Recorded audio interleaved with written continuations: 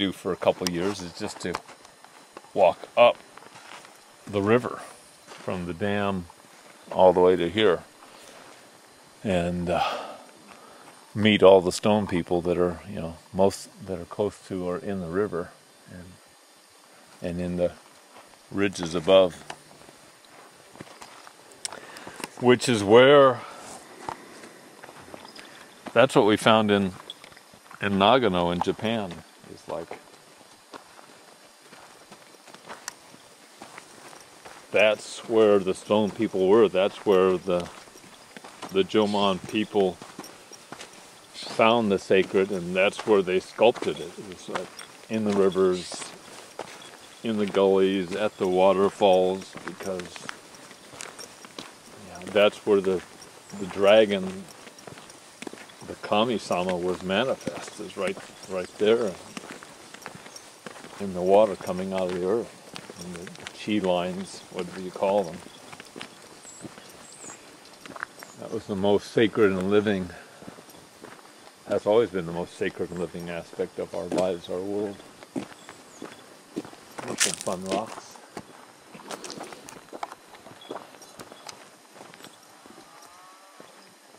This stuff is all piecemeal, what do you call it? Shale-like fragments. Oh, I think they call that the talus. Talus? Yeah. Talus slopes, where it's all rubble. Yeah, now there's a face looking out. There's a persona, there's a guardian.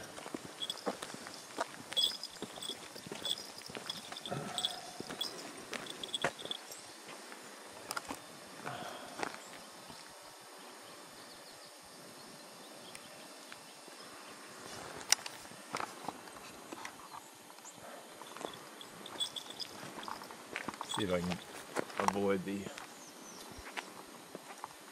power line.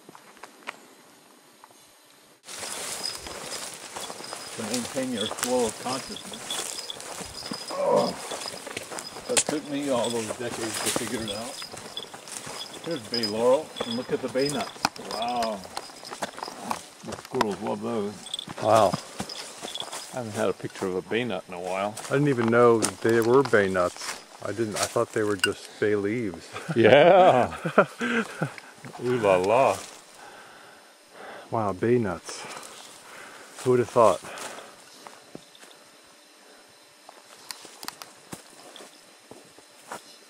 Nice. 20 major stars and maybe 100 minor stars like Sirius, Procyon, Alpha Centauri, you know, Wolf, Barnard Star, Vega, Altair.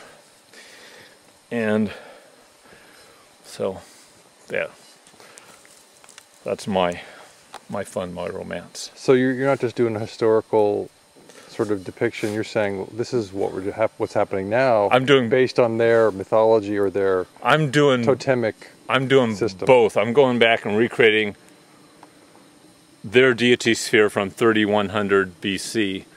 Then I'm adding the existing greater deities outside of that sphere that they didn't know about, you know, that we know about today because of our global eye to see, you know, the stars and the galaxies and the star streams and all that.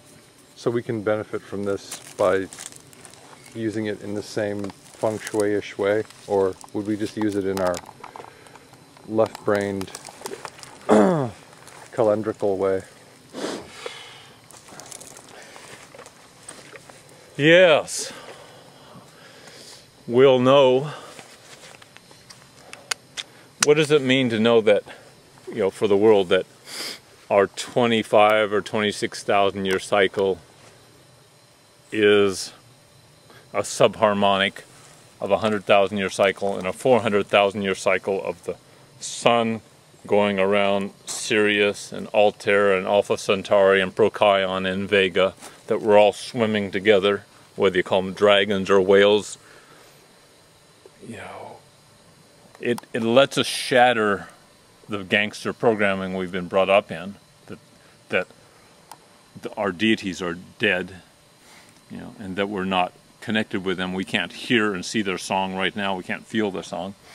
And shows that that's what we're physically made of. Our physical bodies, our molecules, our DNA,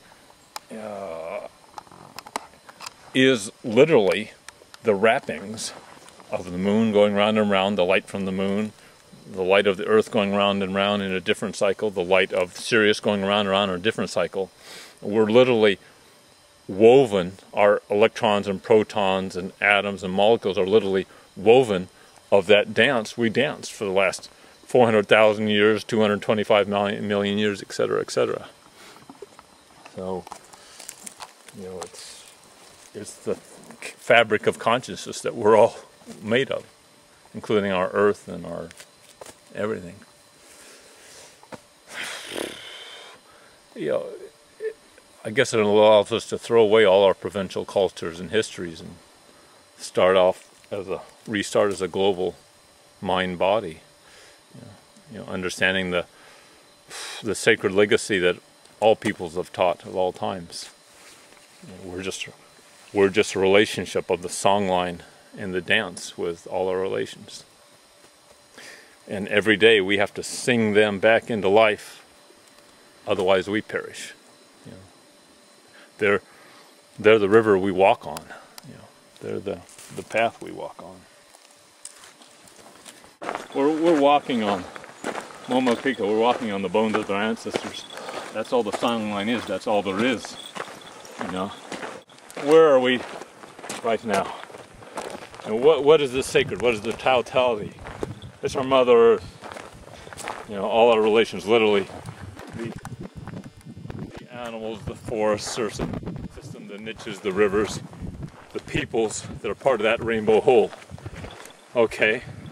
And who are the spokesmen, the spokespeople, the people that honor our Mother Earth? They're the indigenous, the cultures of the South, the cultures of the East, the cultures of the forest and wood and mountain, whose language, whose ceremony, whose lifestyle, whose consciousness is all our relations. There are thousands of years of ceremony, their relationship with those animals, with the moon and stars and other cultures. Aha!